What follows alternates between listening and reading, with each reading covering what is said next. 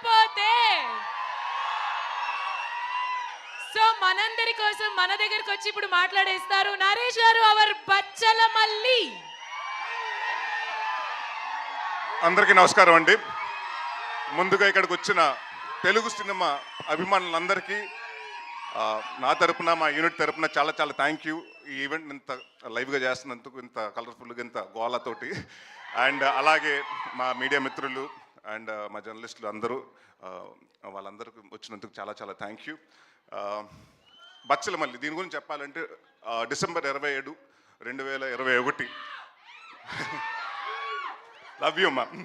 So ఆ రోజు నాకు వచ్చి చెప్పడం జరిగింది. దాని తర్వాత అప్పటి నుంచి ఇప్పటి వరకు దాదాపు 3 సంవత్సరాలు పట్టిందండి. ఆ 3 సంవత్సరాలు ఈ సినిమా గురించి చెప్పాలంటే ముఖ్యమైన వ్యక్తి సుబ్బు గారి గురించి చెప్పాలి. ఈ 3 years ఆయన దేని గురించి ఆలోచించలేదు, దీని గురించి తప్ప. సో అది నాకు బాగా నచ్చిందండి. చాలామంది చెప్తారు సినిమా కథ చెప్పినప్పుడు చాలా బాగా చెప్తారు, బట్ తీసినప్పుడు కూడా అలాగే తీయాలి. ఆయన ఎంత బాగా చెప్పారు, అంతకు మించి బాగా తీశారు. అండ్ అది నేను చాలా కాన్ఫిడెంట్గా ఎందుకు సినిమా చూశాను కాబట్టి నేను చెప్పగలుగుతున్నాను. అండ్ మేము చాలా డిస్కషన్ చేసాము. అంటే నా సినిమాల్లో అంటే మనకి తెలుస్తాయి కదా ముందు సినిమాల్లో ఏం తేడా వస్తున్నాయి, మనం ఎక్కడెక్కడ మార్చుకోవాలని మనం కూడా కూర్చొని అనలైజ్ చేసుకున్నప్పుడు చాలామంది నాకు చెప్పిన కంప్లైంట్, మీ సినిమాలో సాంగ్ సరిగ్గా ఉండలేదండి, సాంగ్ సరిగ్గా ఉండలేదని చెప్పారు. సో మీ ఇద్దరు ఫస్ట్ కూర్చుని అదే ఏమంటే చాలా రోజుల తర్వాత మనం వస్తున్నాం, ఒక సాంగ్స్ బాగుండాలండి, ముందు సాంగ్స్ ఇంపాక్ట్ చేయాలి. This is been the complaint I been hearing. అంటే ఆయన విశాల్ గారు దాదాపు 6 నెలల ముందు నుంచే, సినిమా స్టార్ట్ అవ్వకుండా 6 నెలల ముందు నుంచే కూర్చుని అన్ని సాంగ్స్ కంప్లీట్ చేశారు. సో ఆయనకి అలాగే విశాల్ చంద్రశేఖర్ గారికి చాలా చాలా థ్యాంక్ యూ. చాలా కష్టపడి చాలా ఇష్టపడి చేశారు సినిమా.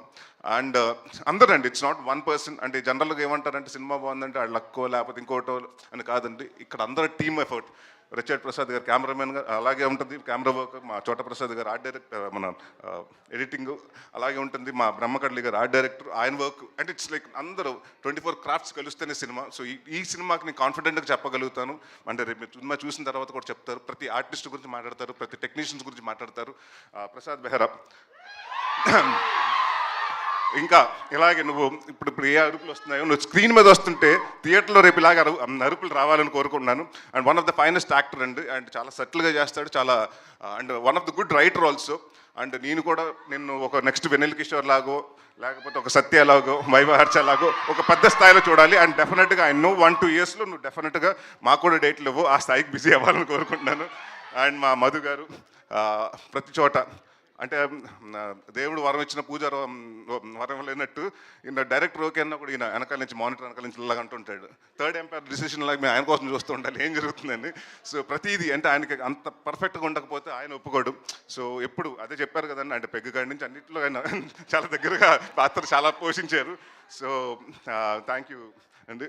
అండ్ ఎవరన్నా మర్చిపోతే మా హరితేజ గారు అండ్ ప్రవీణ్ గారు. అంటే మీరు ఇప్పటివరకు హరితేజ గారిని చాలా బబ్లీగా లేకపోతే ఎలా చూస్తుంటారు, ఇన్నోసెంట్గా. బట్ ఈ సినిమాలో డెఫినెట్గా అంటే హరితేజ గారు ఏంటి ఇంత ఏడిపిస్తగలుగుతారా, ఆవిడ ఏడుస్తే అంటే ఎంత పర్ఫార్మెన్స్ చేయగలుగుతా అంటే నేను, ఎందుకంటే ఎప్పుడు మనం ఆవిడని సెటైర్లు కానివ్వండి, కామెడీ వేలో చూసాం ఆవిడ చేసిన సినిమాలు కానివ్వండి. సో ఈ సినిమాలో ప్రతి యాక్ట్ చేసిన అమృత గారు కానీ నుంచి ప్రతి ఒక్కరు, ప్రతి ఆర్టిస్ట్కి అందరికీ చాలా మంచి పేరు వస్తుందని. అండ్ డెఫినెట్గా ఇది నా కెరియర్లో కొన్ని సినిమాలు ఉంటాయి, గమ్యం లాగా, అలాంటి నాంది లాగా.